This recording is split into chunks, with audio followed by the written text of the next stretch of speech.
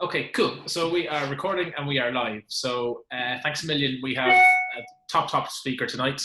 I'm going to big you up as much as we can, Talia, before you go, and then you can deliver. You told us it's a great talk, so there's no worries about telling you that. Talia is joining us from LA. I'll leave her give a brief introduction about herself, if that's okay.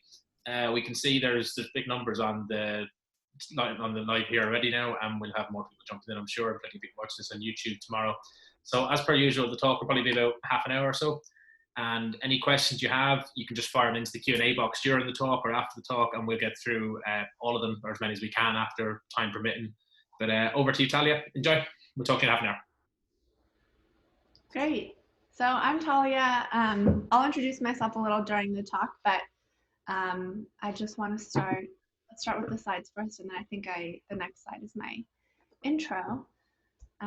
Yep, so I'm Talia. I'm a developer advocate at Split. This is my Twitter and my email address.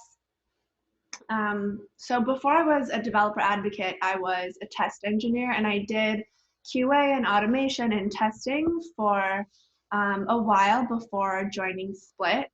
And being a test engineer was hard. It was really hard because most of the problems that I had revolved around staging and using like a dummy environment.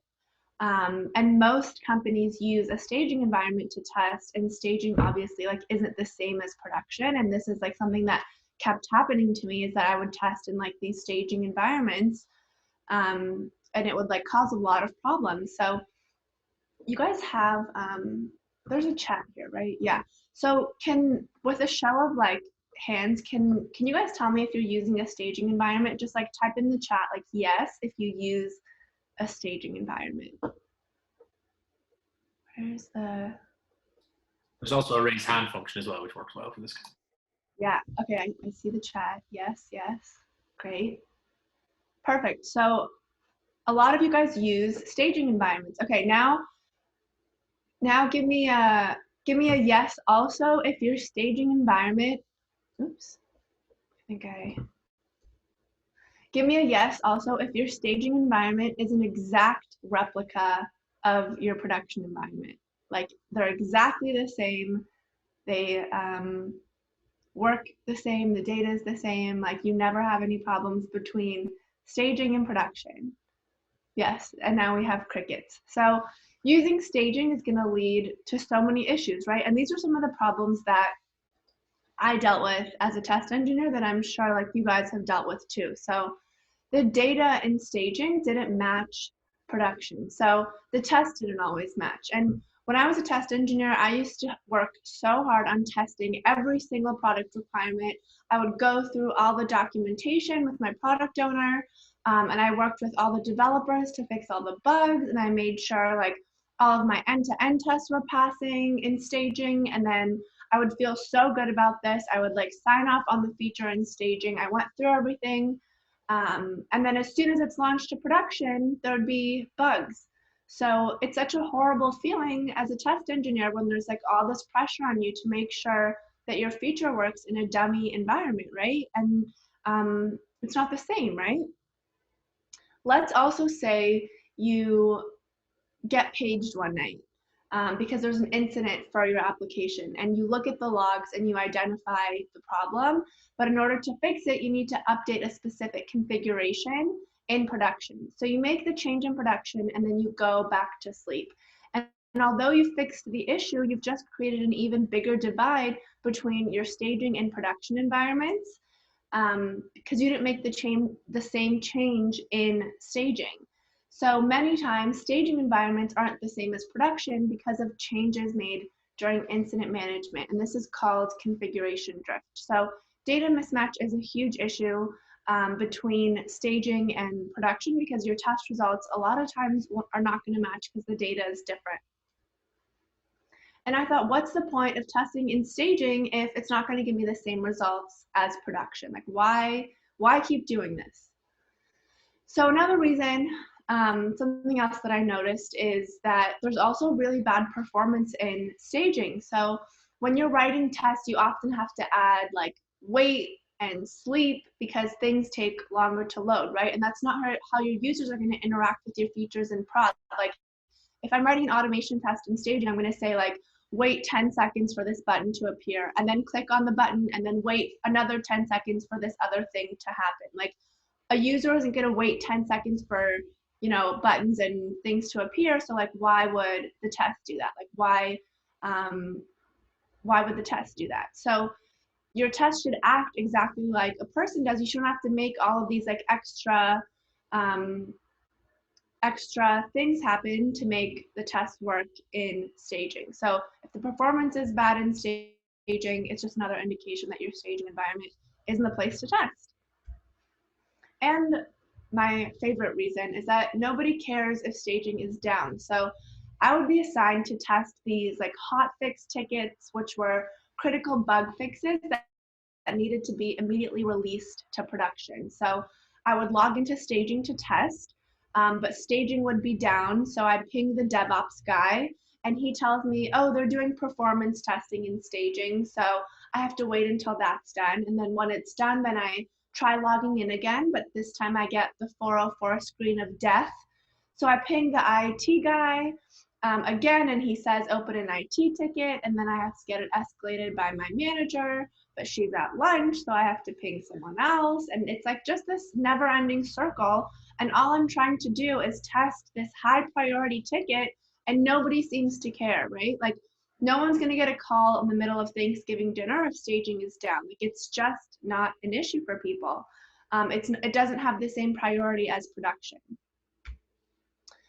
So I was so fed up with dealing with a bad staging environment and being blamed for when things didn't work in production. And as a test engineer, you're constantly looked as the gatekeeper for features being released. Like, if something doesn't work, it's the test engineer's fault. And if it does work, like, great, but you don't really get any recognition, right? So I thought there has to be a better way to test software, because my users, they're not going to log into staging to use my app. They're going to log into production. So I did a ton of homework, and I researched what other companies are doing. And this is what I learned. So the first thing I learned is that it's the norm for companies to use staging environments. And just like we saw earlier, most of you are using staging environments too. And it's really common for companies that are still waterfall to have this approach. Most companies also have more than one staging environment. So I was talking to a company last week that had like 8 different staging environments, and then a beta environment, and then a pre-prod. Like, there's companies that have a lot. There's companies that I've worked with that have like 1 staging environment per day. So like staging Monday, staging Tuesday, staging Wednesday. And then I've worked at companies that have like a staging, a beta, a pre-prod. Basically, it's common to like have all these different test environments, not just one. And then I learned that big name companies like Google, Facebook, Netflix, Twitter, all of them test in production. And as soon as I read this, I was like, what is testing in production? Like, what do you mean? How is this possible? And I learned that testing in production means testing your features in the environment that your features will live in, not using a dummy environment like staging. And I thought, wow, this is perfect, and this solves all of my problems. I also learned that testing in prod doesn't mean you only test in prod. And this is a really big misconception with this topic. You can still use your staging environment for GDPR stuff, SOX compliance, like privacy issues, like the things that like your legal team just like won't let you test in production. I've run into that a few times. So there are tests that are not run in production due to these like other sensitive end-to-end flows. So I thought, I have to start doing this. Like, this solves all of my problems. Like, how do I do this? How do I test in production? It sounds great, right? And the answer was feature flags. So feature flags are a way to separate code deployment from feature release. And the idea is you deploy your code to production behind a feature flag, and then you test it in production, and then release the feature with the click of a button as soon as it's bug-free. And this is kind of how I picture it in my head, and this is similar to what the UI looks like. So basically what happens is your developers create a feature flag from the UI and then target all of your internal teammates. So when I say target, I mean only these people can see what's inside of the code for that feature. So this includes your developers, QA, product, design. So anything related to the feature can only be seen by the users that are inside of the feature flag, because the default for the flag is off right now. And then these people to the right, these real end users, they can't see anything related to that feature because they're not in the flag, they're not targeting. So while the feature flag is off, you go in and you test everything. So you test all of your functionality, you test your design, you go through all of your requirements, and just you make sure that everything works. And then if you happen to find a bug in your new feature, it has no impact on your end users because they don't have access to it. They're not targeted in your flag. And then once you know your feature is working in production, you turn the flag on, already knowing 100% that your features are working in production and you didn't break anything that was existing. And now your users are happy and they're dancing because they have a perfect feature, and you gave them a great user experience because you were able to test in production and not in a dummy environment. And I thought, like, that's all wonderful, like such a great process, but how do you automate this? Like, you can't possibly manually test every feature in production every time you release. Like, there has to be some sort of automation in place. And I figured out that there's two options for automation. So the first option is to target your test users and then automate the flows with them. So if you have like a list of automation robots, I like to call them. So you have like robot 1, which does this flow in production, robot 2 does this other flow, robot 3 does this flow. And for each flow that's in production, those robots are targeted in the corresponding feature flags. The only problem with this is that you have an increased level of fragility. So if someone goes in and deletes that robot from that feature flag by accident, your tests are going to fail and you're not going to really know why until you go back and look at the feature flag as opposed to the test. So if you're really confident that no one's going to touch your feature flag configuration, then this could be an option for you. But what's recommended is to make a custom feature flag abstraction, which makes it easy to mock out in your test. So basically what you're doing is you're going to override your feature flag. So for each feature, you have 3 tests. So in the first test, you simulate the feature flag on. And for this test duration, if you get any requests asking if the feature flag is on, so like if the test asks if the feature flag is on, you say yes. And then in the second test, you simulate the feature flag off. And any requests coming in from the test asking if the feature flag is on, you say no. And then in the last test, you want to validate that you can go through the entire flow regardless of if the flag is on or off. And what's great about this is that you're explicit in the test, and the test becomes much more self-documenting and descriptive. So whenever any test runs in a system under test that uses feature flags, the system under test would fake out all the variants of the experiment. And because it's fake, you reduce the complexity of the different scenarios, which means faster tests. So basically what you're doing is you're declaratively setting the state of the flag for the duration of the test. And then when you run these tests in production, you want to make sure that your tests only interact with other testing entities in production, right? This is what people are afraid of, is like, what if you affect real users and real people in production, right? So what you do is you have a backend flagging system. So something like is test user equals true, or is test object equals true, or is test, like something that will identify test things in production, and you set those to true. And if it's a real object, they automatically get set to false. And that way you can separate your test data from your real data in your data dashboard. And so the tests are looking for specific elements with these specific test attributes in production. And if the test doesn't find them, then it will fail and you'll get alerted. So I'm going to log in with this test user. I'm going to click on this test link. I'm going to go to this test thing and do this. And like my entire user flow is going to be with test objects that are in production. And if if you don't find those, like if the test for some reason doesn't find this test thing with this specific attribute, the test is going to fail. So it will never look for something that's like in production that's not a test object. And this can be done with like ARIA labels or like a different data attribute that you set for this.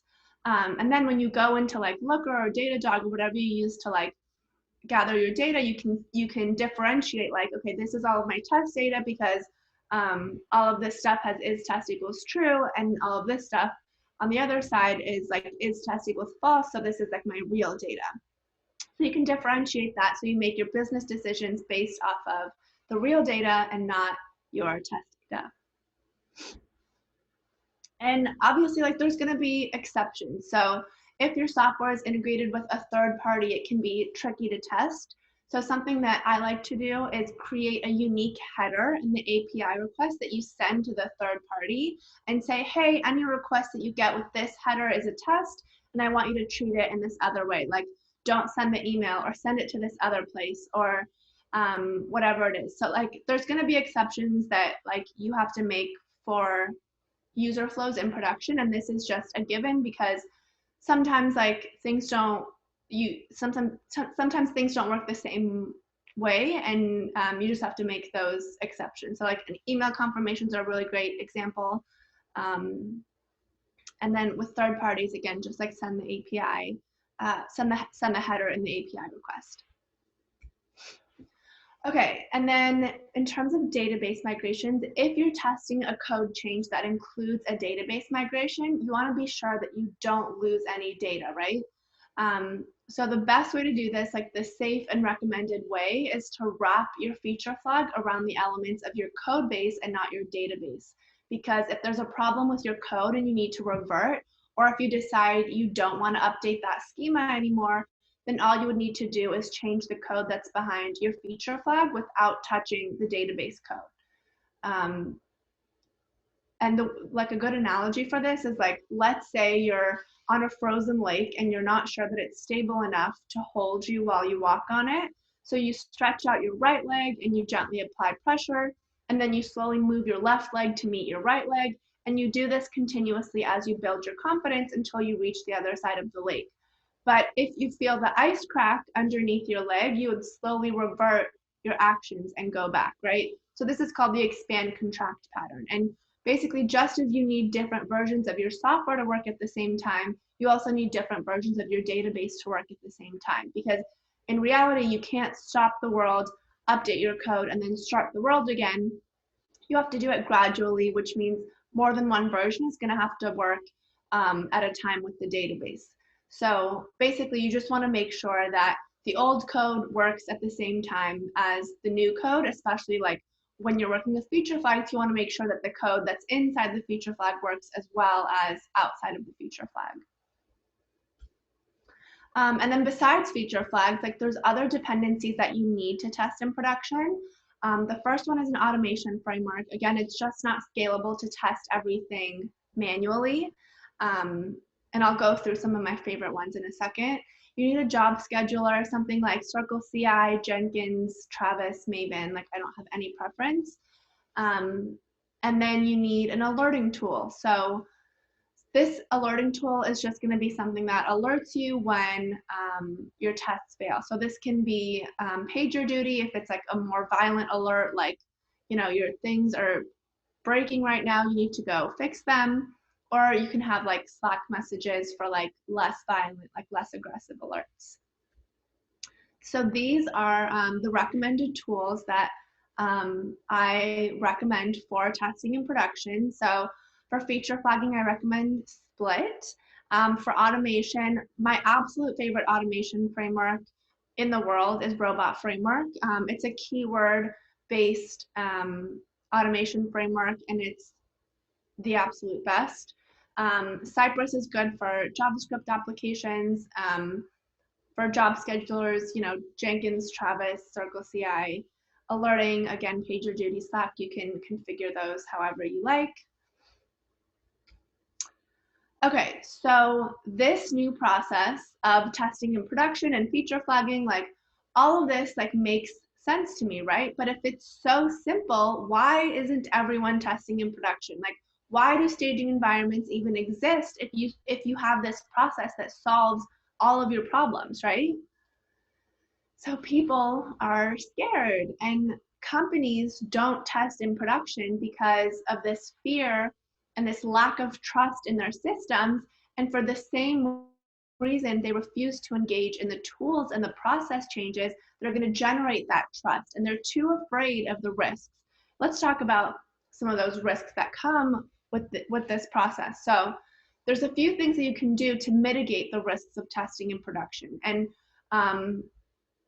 the first one we talked about is using feature flags. So when you use a feature flag before you launch, again, you target your internal teammates, you test with them. This is also called dog fooding.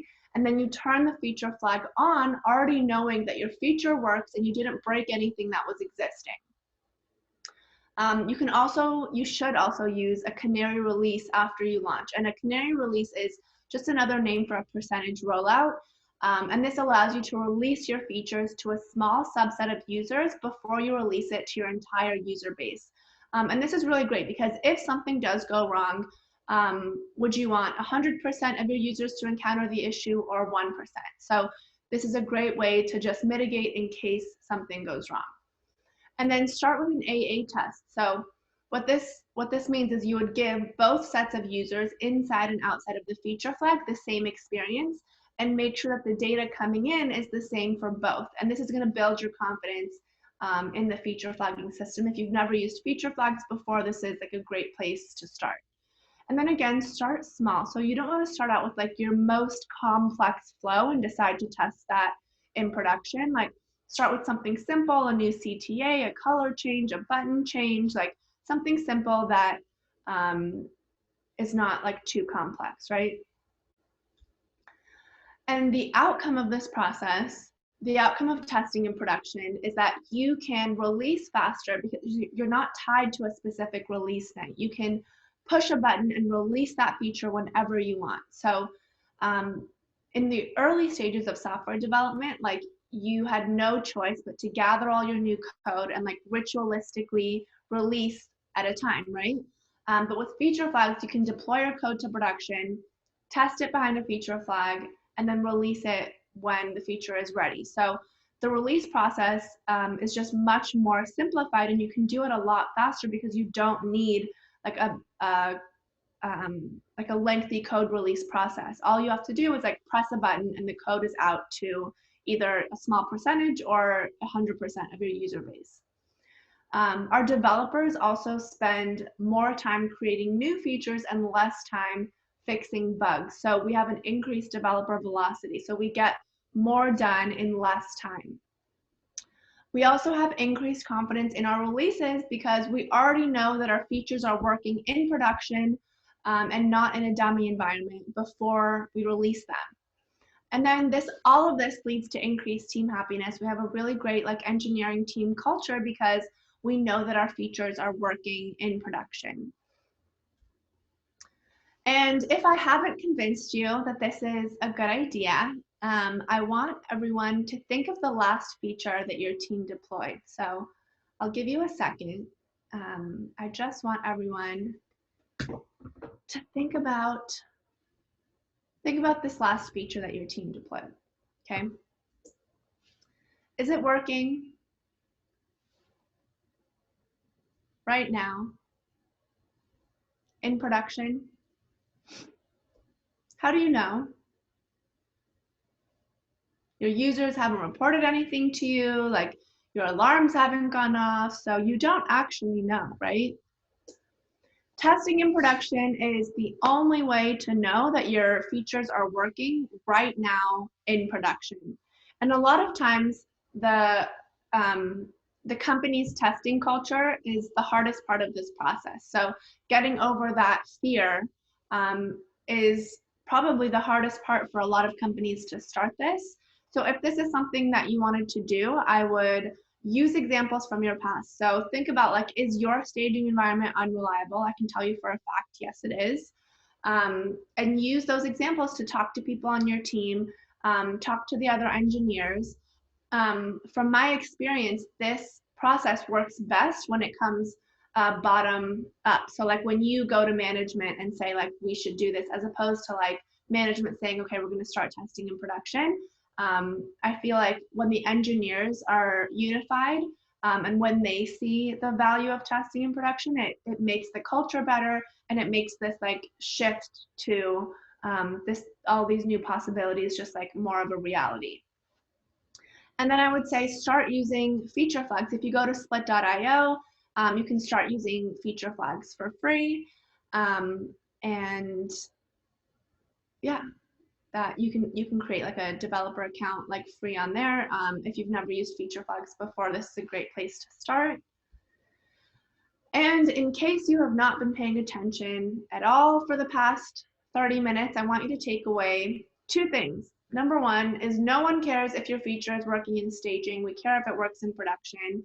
And number 2, the only way to know if it's working in production is to test it in production. I also just wanted to mention we are hiring. So if you go to split.io/careers, we have a ton of engineering positions that are available. Again, this is my contact info. I'm on Twitter. You can email me if you have questions, tweet me, and I will actually take some questions now. I think I'm gonna look at this Q&A. Cool, thanks a million, Talia. That was brilliant. A lot of engagement as well, which is great. Cool. So everyone, questions you have, fire away in the Q&A box. If it's okay, I'm just going to call the questions out just so they get picked up in the recording to you. Okay. Yeah. So we'll start away. Our pal Carl, who's another American with yourself. Carl presented for us a couple of months ago. Fantastic. Carl's question. Great job, first of all, he said. First question is regarding posts, POSTS. A difficult challenge in production is posting to databases and then tearing them down. Are you doing posts in production? Yes, do posts in production. You just want to make sure that you clean up whatever data that you posted. So like if you do a post to an API, make sure in the cleanup for that test, you have, a delete to the same API, and you'll delete whatever data you created. So I would say when you do a post, just make sure you clean it up afterwards, once you validate that it works. Good. And he had a follow-up question as well, which was, have you considered using synthetics like New Relic, Catchpoint for testing in production? Yes, so New Relic has an integration with Split. I'm actually doing a webinar with New Relic next week. So we're gonna go through like New Relic and Split's integration together and talk about testing in production. But yes, we do use New Relic. Okay, cool. Question from our pal Bartos. So Bartos has asked, how do you deal with data loss on production because of failed feature for a big end-to-end test? When you say data loss, I'm assuming you mean like if something goes wrong and like you accidentally delete like real data in production. So all of those things that I talked about when you're like mitigating the risks of testing in production. So, start with feature flags, use a canary release. So start small in case something does go wrong, you're not going to affect your entire user population. And then you can also look at your logs and figure out like what exactly happened, what I need to adjust. But I would say like, again, start small and use feature flags so that you don't mess up what's in production as opposed to like what's behind the feature flag. Okay, cool. And his follow-up to that was just, what about loss in performance for real users if you do run a lot of automated tests? So if you think about like the percentage of automated users that are running your tests as opposed to like real users, that percentage should be very small. And if that does affect your real population, like you have a much bigger performance issue. Okay, cool. Next question is from Joan. Joan started off saying fantastic talk, which is great to hear. Fantastic talk, really makes sense. I'm just wondering if this creates a lot of test data in production and if this causes any problems. Okay, so yes, it does create a lot of test data in production, but this does 2 things. One, you know that your stuff is working in production because you can see all of these tests running and passing in production. The only time it would cause problems is if you don't separate your test data from your real data. So you need to have that backend flagging system, something in the backend that's going to differentiate your test data from your real data. So whether it's that Boolean or something else that you decide, you need to have a way to say, this bucket is for test data and this bucket is for real data. And like the only people who will see the test data is going to be like the QA people and the testing people. But like product and the business side will only see the real data because we don't want them to get confused. So just make sure that you have that differentiation. Okay, cool. The next question is an anonymous question. It doesn't mean it's bad or anything. But the question is, when I've thought of testing in production before, I've thought of it as a smoke test. It sounds like based on your examples, you're doing all your testing in production using feature switches. Is this the case? Okay, so testing in production for me is like end-to-end flows that are going to be run in production. So, you know, when you think of like smoke tests, there should be a smoke suite that's run in production because that gives you that confidence that your main flows are being run there. But your flows that rely on like privacy and data and like GDPR and SOX and like all of that fun stuff, like all of that can be run in a different environment like staging or pre-prod because of that like sensitivity. So you are testing in production with feature flags when you're testing in production, but when you're not, then you know it's just like a normal test with like dummy data. Okay, cool. If anyone else has any other questions, feel free to fire them into the Q&A box. Let's come quick with the chat because there's a few bits coming up there as well. The chat box is quite busy. That's a lot of your answers as well. Too many more questions. We have time for one or two more. If anyone else wants to ask any more questions there. Okay, another one's popped in there as well. David Wall. Hi, David. David's asked, how do you approach systems that are, for example, PCI certified that bar test accounts in production? What's PCI certified? I've never heard of that. Let's see where David is. David? Credit card processing? Oh, yeah. Is it credit card processing? Okay, so you would just have to create those test accounts in production and work with your IT people to like mimic that account in production. Yeah, payment card industry. So you would just have to work with your IT team and be like, I need to create these test accounts in production. And then they would have like special permissions to like log in without two-factor authentication and like, you know, all that fun stuff. So just work with your IT team to create those accounts. Okay, cool. Another one just popped in as well. Not sure if it's George or Jorge Diaz. What would be the role of tools like Diffie for testing in production? Yeah, so you can still use tools like Diffie and all of your like Git tools. It will be like the same process. The difference is when you're testing in production, it's just about the environment difference. So a big part of that is the data, and that's what the benefit is with this new process. Okay, cool. And our pal Carl's just jumped back in as well there just to say a big unblock for a company I worked for was to treat stage the same as production. He said the engineers always got paged. Amazing. That's amazing. Always great. Always a great man for a bit of input on whatever talks we have, particularly his own one a few months ago, which was class. Okay, cool. I think that's pretty much it for any other questions. You have a minute or so to put them in. Otherwise. There's a question in the chat that says, did you try using 2 production environments?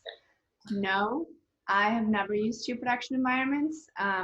You just want to have the setup be as close to like what your users are doing as possible. Like if you do have 2 production environments for your users, maybe consider testing in 2 prod environments, but I've never seen like 2 prod environments set up like that.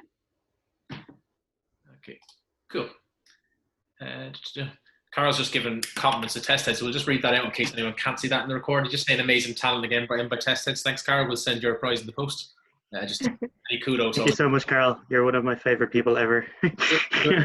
Knowledge, because you see people who are watching the recording tomorrow and they won't see these lovely things that people are writing. So there's actually another 50 or 60 messages which are lovely written there. We don't have time to go through them all. But if you're watching this recording tomorrow, you can understand that all the messages coming through are really positive and heartwarming and lovely. That's pretty much. So thanks a million, Talia. It was a really, really interesting talk. Big crowd tonight, which is great. This is going to go up, the recording up tomorrow for everyone to rewatch. So all your friends, all your colleagues who didn't join in tonight and maybe missed it and you think it's definitely beneficial for them, you can forward on the link tomorrow and get them to do it. Talia shared her details. I'll just share your Twitter and your LinkedIn details again tomorrow. That's okay, Talia. And I'm sure if anyone has any further thoughts or questions, they can always reach out to you in future. Following Twitter there, you'll pick up a lot of information going forward as well. But that was a really, really interesting one. I like that one now. From tomorrow as well, I'll put it up in the post tomorrow when I do it. I'll send out an email to everyone tomorrow with the actual talk. But one little thing we're going to be doing just in the next few weeks is something I've done the last few years is I do a lot of work with Baldoyle Training College, which is basically, isn't it? Because I know there's a lot of people on the call here, so I've actually seen some names pop in who I know are in the course at the moment. So there's about 11 or 12 people I know who do introductory to software testing in Dublin every year. There's nobody really goes to college to be a tester, which is funny because I know. So I don't think anybody goes to college to be a recruiter either, even though there is a recruitment course in NCI this year for the first time ever. But I know there's some people involved in this talk this evening who've reached out to me earlier who are going to be doing internships with different companies and different places across the city over the next 3 months. If anybody on the talk fancies taking on a really good testing intern for 3 months, it's free. There's no charge from me. There's no charge from them as well. It's all government funded as well. There's some good people that I've worked with, some really good people the last couple of years, and I've hired some really good people off it as well. So people, I know some great people have come from that as well. there is a few of them are on the call here tonight, which is great, and a few of them have moved on to really, really good roles over the last couple of years. So anyone that's here that wants to learn is always a good thing in my book anyway. So we can certainly do that. So I'm going to put out the details on that tomorrow as well. But any companies who might fancy getting someone in for, I think it's going to start from December, January, February. So about 3 months is all the commitment is to get someone in who's got introductory software testing and some automation testing experience. It's a really, really good course. I have to say that because I was involved in changing modules last year, because it's great. But it's really interesting. I'll put the details out tomorrow. But we'll have potentially one more before the end of the year. We have a good few booked up for next year already as well, which is great. So, but as I do every single time, if you fancy talking or you fancy shutting me up for 5 minutes and coming on and talking yourself, again, restrictions, thankfully, the biggest positive, I suppose, from moving everything online since March has been we've been able to get really quality speakers in, not just from Dublin and around locally, but also from further afield, getting people like Talia from LA, getting Carol in before, getting people in from Pete in from the US as well. We've had a lot of people from the States, from the UK speaking. Some of the talks we have booked for January and February already now, we have one from the States, one from the UK, again, really, really top level people who are going to be brilliant talks, brilliant. It's really going to be informative for people to come. So we're going to try and keep it as dispersed as we can. But it goes again, even if you don't fancy talking yourself, if there's something you want to hear about, if there's something that you're struggling in your own place of work or something you're struggling to learn yourself, and you think, geez, I'd love to learn about that for 30 or 40 minutes, drop me or Darren a message and we'll go and find someone to do a talk. That's what we do as well. You know, it's not just about us telling you what topics we have. We like people to actually come to us with topics. And I think Talia's topic tonight, test and production, was something that was actually broached upon by a few people over the last year as well. So it was actually great to get a talk that was relevant to what we're doing. But that's pretty much it there. If you're too afraid to speak, don't be. This is a really safe environment. So I highly recommend, if you want to give speaking a go, it's even easier now that you're at home. Yeah, you can just say you're speaking to your laptop. You don't have to know there's 70 people watching you. Exactly.